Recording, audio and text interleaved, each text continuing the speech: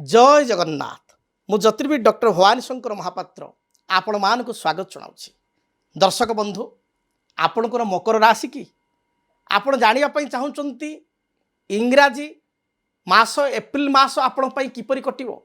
April मासरे आपणकर आर्थिक स्थिति कर्मजीवन वृत्तिगत जीवन पारिवारिक जीवन किपरि बीतब व्यावसायिक सफलता पाइपर कि ना या प्रश्न अच्छी कि तेबे ये कार्यक्रम में आपको कहबी ए वीडियो माध्यम आप जानीपर ओभरऑल मासटी एप्रिल मंथटी आपंकर किपरि बीतब।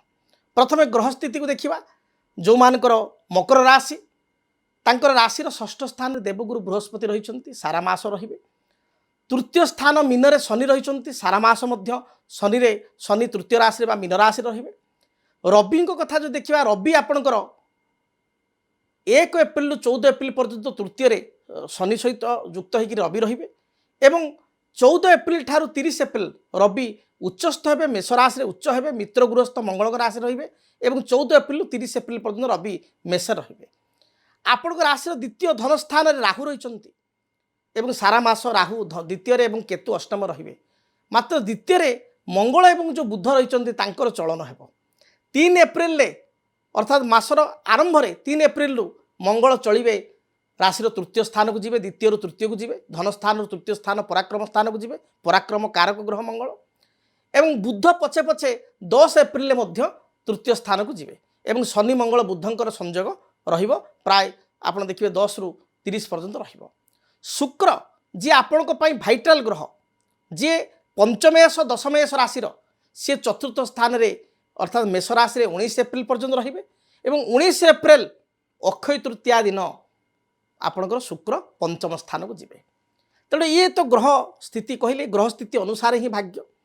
तेणु आम जदि प्रथम आलोचना करवा आपणकर स्वास्थ्य संपर्क में स्वास्थ्य हेतु को जो बाधा विघ्न आपण पूर्वर थिला ता दूरीभूत हेबो हेल्थ आपणकर भल रहिबो किंतु मानसिक स्थिति भल रहिबो नाही मेंटल कंडीशन भल रहिबो नाही मन भितरे आशंका आसीबो छोट छोट कथार द्वंद्व उत्पन्न हेबो आपणकर फ्यूचर को नहीं कैरियर को नहीं आपण टिके विचलित हम ना हेबे। मात्र आपण ए मासटी लाभदायक बा शुभप्रद रहिबो।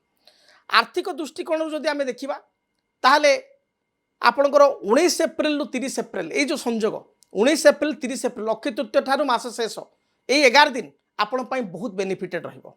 जेकोसी नूतन कार्य ये 19 रु 30 भितर आपण कले एथिरे सफलता प्राप्ति करिवे। स्वास्थ्य जो देखिबा स्वास्थ्य बा शारीरिक स्थिति टिके खराब रहिबो। 1 एप्रिल रु 14 एप्रिल पर्यंत आपण हेल्थ को टिके जगी चलिबा दरकार। गैस्ट्रिक कोष्ठकाठिन्य आपणकर कोलेस्ट्रोल बढ़िबा यूरिक एसिड बढ़िबा उच्च रक्तचाप होबा पादरे कौन से आघात बा जंत्रणा हेबा भाइराल इन्फेक्शन होबा भली समस्या रही अछि। तेणु पुरुष महिला उभयंक पई ये गोटे अलार्म सिचुएशन आपण जगी रखी चलंतु 14 एप्रिल पर्यंत। संतान को क्षेत्र में आप शुभफल प्राप्ति करेंगे। संतान जो अबाध्य होते सी आपण कथा शुणे विशेषकर 19 एप्रिल जो शुक्र पंचम स्थान निज घर को संतान क्षेत्र को वृष राशि को जीवे 19 एप्रिल 30 एप्रिल भितर पिलांकर जदि किसी फलाफल बा रिजल्ट आसे ताल सपक्ष रहिबो। विद्यार्थी माने उच्च विद्या अध्ययन पर विदेश यात्रा इस समय करें। आपण दूरयात्रा जोग एप्रिल मास पिला सहित परिवार लोकों सहित सांगसाथी सहित बा निज कर्मक्षेत्र बा व्यवसाय को नहीं आप दूरयात्रा करेंगे। विदेश यात्रा विशेषकर विदेश अर्थ नुह केवल देश बाहर को आउट ऑफ स्टेट यात्रा आपणकर रही अच्छी से भाई भाव में पारिवारिक जीवन जो देखा पितांकर टिके स्वास्थ्यगत समस्या रहिबो मांकर हेल्थ इश्यू रहिबो। तेणु पिता माता स्वास्थ्य प्रति आप जत्नवान होगा आवश्यक। पितांकर उच्च रक्तचाप मधुमेह बा कार्डियोलॉजिकल किसी सिम्पटम जो आप व्यतिव्यस्त हो पारती कौन सी पाइल्स सर्जरी बा अस्त्रोपचार आपणकर बा पितांकर हो पारे। तेणु एथिपाई जगी रखी चलिए। दाम्पत्य जीवन जो देखा आपण भल रही विशेषकर 19 एप्रिल 30 एप्रिल मध्य जदि किसी दाम्पत्य जीवन में मतपार्थक्य मतांतर थाए ता दूरीभूत हेबो। पति पत्नी मध्य संपर्क भल रहिबो। जदि बहुत दिन आप कौन झील को भल पाँच झी होते पुओ को भल पाँच डेट्रे अच्छा किसी गोटे झगड़ा झाटी अशांति रहीकि आपण भर संपर्क खराब होती 19 एप्रिल पर चेष्टा कले से संपर्क पेचअप हेबो एवं आपण आगो को गढ़ी पारे। तेबे आसंतु जानिबा आपण ए मासर को दिन गुड़िक भल रही।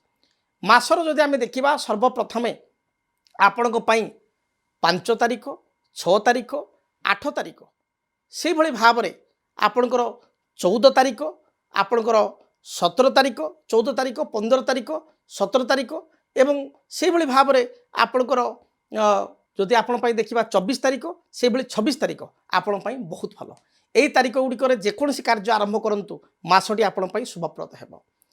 तेरे दर्शक बंधु जदि आपण मो सहित साक्षात करने चाहूँ ज्योतिषशास्त्र संपर्कित किसी विषय बा प्रश्न आपण मन में थाए बा आपण निजर जातक को समीक्षा करने चाहूँ जातक को एनालिसिस करने चाहूँ निजर कर्मक्षेत्र पारिवारिक जीवन प्रमोशन व्यावसायिक स्थिति संतान स्थिति पिलामानकर उच्च विद्या बा हायर स्टडी कर्मजीवन एवं मांगल्य कार्य विषय जानापी चाहूँ ताहले आपण मो सहित साक्षात करें जो नंबर दि जाऊँगी से नंबर जोगाजोग कर मो सहित आसी भेट करें फ्रंट टू फ्रंट सामना सामनी बसी 45 मिनिट 1 घंटा आलोचना करी आपण प्रश्नर उत्तर तथा प्रतिकार पाइपर जदि आसवाई कौन कारण असमर्थ होती चेष्टा करी बा चिंता करी आसबार कर्मचाप मध्य विफल होती आसीपार ताहले दूर थी टेलीफोन माध्यम 45 मिनिट 1 घंटा मो सहित आलोचना करें एवं प्रत्येक प्रश्नर उत्तर आप पाइपर तेबे आशा करुच्ची आपको भिडियोटी भल लगी नुआ नुआ भिडियो जानापी